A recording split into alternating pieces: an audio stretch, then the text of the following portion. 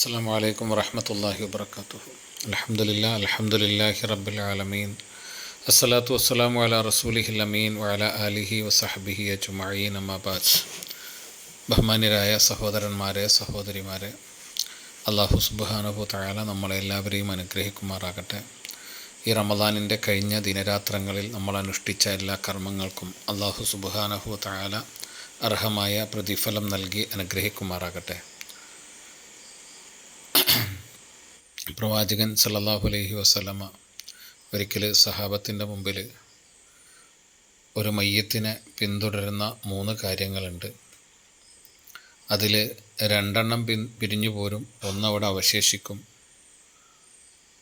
പിരിഞ്ഞു പോരുന്നത് മാലും അഹ്ലുമായിരിക്കും, അവിടെ അവശേഷിക്കുന്നത് അമല് മാത്രമായിരിക്കും എന്ന് പറയുന്ന ഈ ഹദീസ് പറഞ്ഞപ്പോൾ ആ സദസ്സിലുണ്ടായിരുന്ന അബ്ദുല്ലാഹി ഇബ്നു ഖുർസ് റളിയല്ലാഹു അൻഹു അദ്ദേഹം റസൂലുള്ളാഹി സ്വല്ലല്ലാഹു അലൈഹി വസല്ലമയോട് അനുവാദം ചോദിക്കുകയും ഇതിനെപ്പറ്റിയ ഒരു കവിത പ്രവാചകൻ സല്ലല്ലാഹു അലൈഹി വസല്ലമയുടെ മുമ്പിൽ പാടുകയും ചെയ്തു. റസൂലുള്ളാഹി സ്വല്ലല്ലാഹു അലൈഹി വസല്ലമയെ ഏറെ കരയിച്ച ഒരു കവിതയായിരുന്നു അത്. ആ കവിതയിലെ ആശയം ഇങ്ങനെയാണ്. അതായത് അയാളുടെ കൂടെ 3 സഹയാത്രികർ യാത്ര നടത്തുകയാണ്. യാത്ര കുറേ അങ്ങോട്ടെത്തിയപ്പോൾ ഇദ്ദേഹം ക്ഷീണിക്കുകയും ഇദ്ദേഹത്തിന് അവശത വരികയും ചെയ്തപ്പോൾ അദ്ദേഹം ഈ സഹയാത്രികരോട് സംസാരിക്കുകയാണ്. ഇനി എന്താ നിങ്ങൾ ചെയ്യുക? എനിക്കങ്ങോട്ട് മുന്നോട്ട് പോകാൻ കഴിയുന്നില്ല. അപ്പോൾ ഈ സഹയാത്രികരായിരിക്കുന്ന ആ സമ്പത്താകുന്ന സഹയാത്രികൻ ഇദ്ദേഹത്തോട് പറഞ്ഞു, നിങ്ങളെ ഏത് അർത്ഥത്തിലും എത്രത്തോളം നിങ്ങളെക്കൊണ്ട് എന്തൊക്കെ ചെയ്യിക്കാൻ കഴിയുമോ അത്രയും നിങ്ങളെക്കൊണ്ട് ഞാൻ ചെയ്യിച്ചോളാം. നിങ്ങളെ ഏത് രീതിയിൽ ചികിത്സിക്കാൻ കഴിയുന്ന സംവിധാനങ്ങളുണ്ടോ ആ സംവിധാനങ്ങളിലൊക്കെ ഞാൻ നിങ്ങളെ എത്തിച്ചു തരാം. അത് കഴിഞ്ഞ് നിങ്ങളുടെ ജീവിതം അവസാനിക്കുകയാണ് എങ്കിൽ പിന്നെ എനിക്കൊന്നും ചെയ്യാൻ കഴിയുകയില്ല, ഞാൻ പിന്നെ അടുത്ത ഭാഗത്തേക്ക് പോകുമെന്ന് പറഞ്ഞുകൊണ്ട് സമ്പത്ത് അദ്ദേഹത്തോട് വിട പറയുകയാണ്.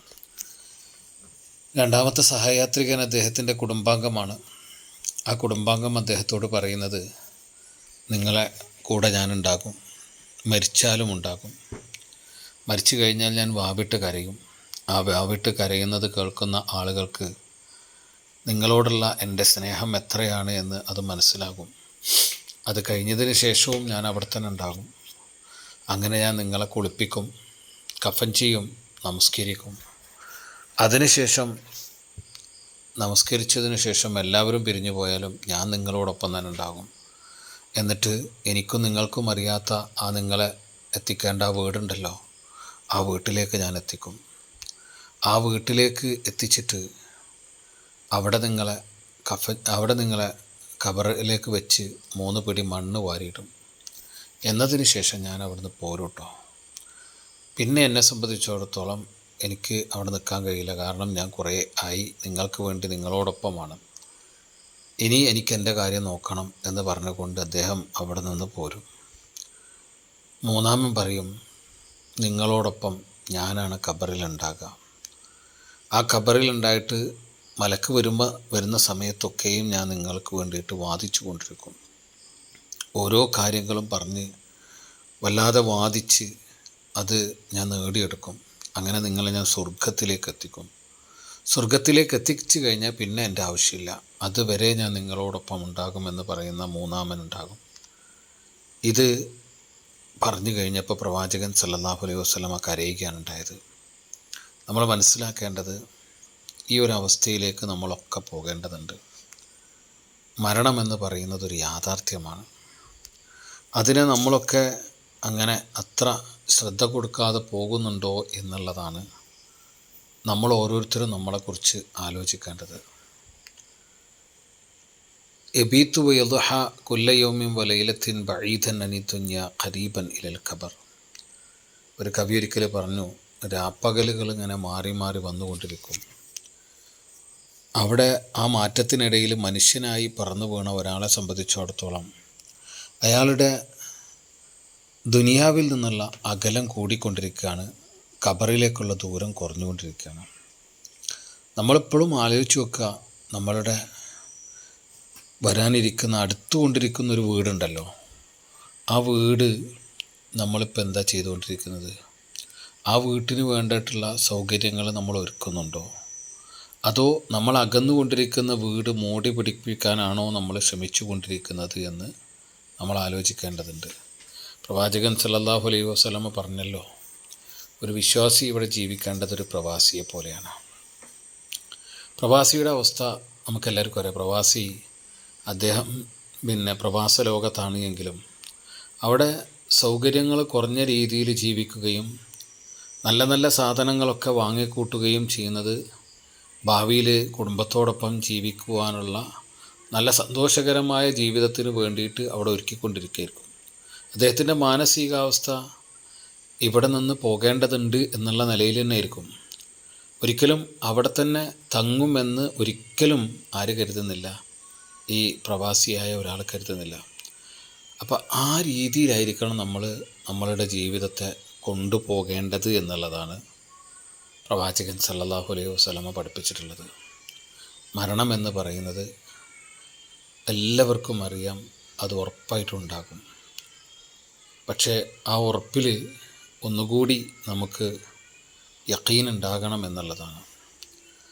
അതിനു വേണ്ടിയിട്ട് ഈ സന്ദർഭത്തെ നമ്മൾ നന്നായിട്ട് ഉപയോഗപ്പെടുത്തണം. റസൂലുള്ളാഹി സ്വല്ലല്ലാഹു അലൈഹി വസല്ലമ പറഞ്ഞു, ഹൃദയങ്ങളൊക്കെ ഇരുമ്പ് തുരുമ്പ് പിടിക്കുന്നത് പോലെ തുരുമ്പ് പിടിക്കും. ആ തുരുമ്പ് പിടിച്ചു കഴിഞ്ഞാൽ എന്താണ് പോക്കിക്കളയാനുള്ള, മായ്ച്ചു കളയാനുള്ള വഴി എന്ന് റസൂലുള്ളാഹി സ്വല്ലല്ലാഹു അലൈഹി വസല്ലമയോട് സഹാബികൾ ചോദിച്ചപ്പോൾ പ്രവാചകൻ സല്ലല്ലാഹു അലൈഹി വസല്ലമ പറഞ്ഞത്, അത് മരണത്തെക്കുറിച്ചുള്ള ഓർമ്മയും അതേപോലെ തന്നെ ഖുർആൻ തിലാവത്തുമാണ് അതിനുള്ള പരിഹാരം. മരണത്തെക്കുറിച്ചുള്ള ഓർമ്മ നിരന്തരമായിട്ട് നമ്മളിൽ ഉണ്ടാകുകയാണെങ്കിൽ ആരോടും നമുക്ക് അസൂയ ഉണ്ടാകില്ല, ആരോടും പക ഉണ്ടാകില്ല, ആരോടും വെറുപ്പോ വിദ്വേഷമോ ഒന്നും ഉണ്ടാകില്ല. കാരണം നമ്മൾ കുറഞ്ഞ കാലത്തേക്ക് ഇവിടെ ജീവിക്കുന്നവരാണ് എന്നുള്ള ബോധം നമ്മളെ നിരന്തരമായി പിടികൂടിക്കൊണ്ടിരിക്കും. അപ്പോൾ അതുകൊണ്ട് നമ്മളുടെ സമയം വളരെ കുറഞ്ഞതാണ്, പരിമിതമാണ്. ആ സമയം നമ്മൾ പരമാവധി ഉപയോഗപ്പെടുത്തുകയാണ് വേണ്ടത്. റസൂലുള്ളാഹി സല്ലല്ലാഹു അലൈഹി വസല്ലമ തന്നെ നമ്മളോട് പറഞ്ഞു, നിഅമതാനി മഖ്ബൂനും ഫീഹിമ കസീറും മിനന്നാസ്. അധിക ആളുകളും അശ്രദ്ധമാകുന്ന രണ്ട് അനുഗ്രഹങ്ങളുണ്ട്. അതൊന്ന് ആരോഗ്യമാണ്, മറ്റൊന്ന് ഒഴിവ് സമയമാണ്. ആരോഗ്യവും ഒഴിവ് സമയവും ഒക്കെ അത് നഷ്ടപ്പെടുമ്പോഴാണ്, ആരോഗ്യം നഷ്ടപ്പെടുമ്പോഴാണ് അതിൻ്റെ വില നമുക്ക് മനസ്സിലാവുകയുള്ളൂ. സമയം നഷ്ടപ്പെടുമ്പോഴാണ് അത് ഞാൻ ഉപയോഗപ്പെടുത്തിയില്ലല്ലോ എന്നുള്ള ബേജാറും അസ്വസ്ഥതയും അയാൾക്ക് വരുള്ളൂ. ഹസൻ ബസരി റഹിമഹുല്ല നമ്മളോട് പറഞ്ഞു, ഓരോ പ്രഭാതവും പൊട്ടിവിടരുമ്പോൾ ആ പ്രഭാതം നമ്മളോട് പറഞ്ഞുകൊണ്ടിരിക്കുന്നത്, യബ്ന ആദം, മനുഷ്യപുത്ര, ഞാൻ ഇന്നമാ അയ്യാമും മുജ്തമിഅ, നീ എന്ന് പറയുന്നത് ഒരു ദിവസങ്ങളുടെ സമൂഹമാണ് കേട്ടോ. ഇദാ ദഹബ യൗമുക ദഹബ ബഅദുക, നിന്നിൽ നിന്ന് കൊഴിഞ്ഞു പോയിക്കൊണ്ടിരിക്കുന്ന ഓരോ ദിവസവും നിൻ്റെ ആയുസ്സിൻ്റെ ഒരു ഭാഗമാണ് കൊഴിച്ചു കളയുന്നത്. അതേപോലെ തന്നെ പറയും, ഈ പ്രഭാതം പറയും, യബ്ന ആദം അന ഖൽഖുൻ ജദീദ്, മനുഷ്യപുത്ര, ഞാനൊരു പുതിയ സൃഷ്ടിയാണ്. വഅല അമലിക ഷഹീദ്, നിൻ്റെ കർമ്മങ്ങൾക്ക് ഞാൻ സാക്ഷിയാണ്. അതുകൊണ്ട് ഫതസവ്വദു മിന്നി ബിഅമലിൻ സ്വാലിഹിൻ, എന്നിൽ നിന്ന് സൽക്കർമ്മങ്ങളുമായിട്ട് പാതയും സ്വീകരിക്കുക. ഫഇന്നീ ലാ അഊദു ഇലാ യൗമിൽ ഖിയാമ, അന്ത്യദിനം വരെ ഞാൻ തിരിച്ചു വരില്ല. അപ്പോൾ നമുക്ക് കിട്ടുന്ന ഓരോ സമയത്തെയും ഉപയോഗപ്പെടുത്തണം. നമുക്ക് അനുകൂലമായ സാക്ഷി നിൽക്കുന്ന അവസ്ഥയിലേക്ക് അതിനെ എത്തിക്കാൻ ശ്രമിക്കണം. ഇല്ല എങ്കിൽ പിന്നെ നമ്മൾ അവിടെ ചെന്നിട്ട് നഷ്ടബോധത്തോടു കൂടിയിട്ട് ഇരുന്നിട്ട് കാര്യം ഉണ്ടാകില്ല. മരണമെന്ന് പറയുന്നത് ഒരു യാഥാർത്ഥ്യമാണ്. ആ യാഥാർത്ഥ്യത്തെ ഉൾക്കൊള്ളാൻ ഓരോരുത്തരും ശ്രമിക്കണം എന്ന് മാത്രമാണ് ഈ സന്ദർഭത്തിൽ ഉണർത്തുവാനുള്ളത്. അല്ലാഹു സുബ്ഹാനഹു വ തആല അതിന് നമ്മളെല്ലാവരെയും അനുഗ്രഹിക്കുമാറാകട്ടെ. വീഴ്ചകളൊക്കെ അവൻ നമുക്ക് വിട്ടുപുറത്ത് മാപ്പാക്കി തരുമാറാകട്ടെ.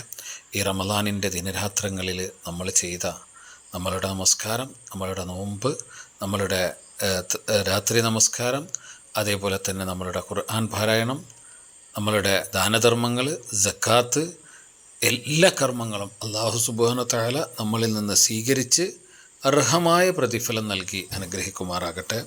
വീഴ്ചകളും പാളിച്ചകളും അവൻ നമുക്ക് വിട്ടുപുറത്ത് മാപ്പാക്കി തരുമാറാകട്ടെ. അസ്സലാമു അലൈക്കും വറഹ്മത്തുള്ളാഹി വബറകാതുഹു.